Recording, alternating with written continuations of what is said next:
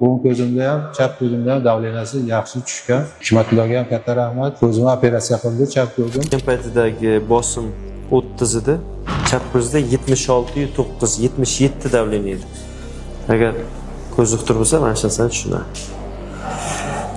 Bu kelgan paytlarda, lekin burada operatsiya qilindi, lazer qilindi. Chap ko'zda bosim bugungi holatda 13-11 atrofida, o'ng ko'zda ham 11-13 atrofida. Lekin bizda bitta yomon joyi shu chap ko'zda ko'rishini yo'qotib qo'ygandan keyin keldilar bular. Ya'ni chap ko'zda ko'rish davleniya hisobiga nerv qurib qo'ygandan keyin.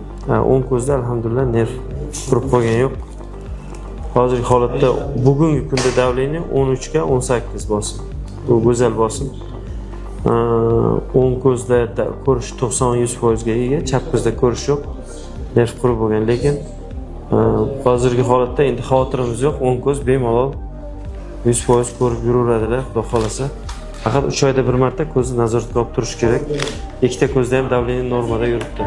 Shu glaukoma bo'lgan odamlarda yomon joyi operatsiya bo'ldim dedi, yaxshi bo'ldim dedi, yo'qolib ketadi, ko'rsatmaydi. Bular baraka topsin, mana 3 oydan keyin keldilar qayta ko'rikka. Holatlari yaxshi, ideal.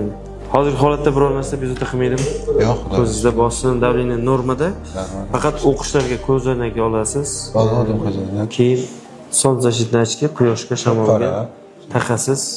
3 oyda bir ko'zingizda o'sha bosimini ko'rsatib turaverasiz.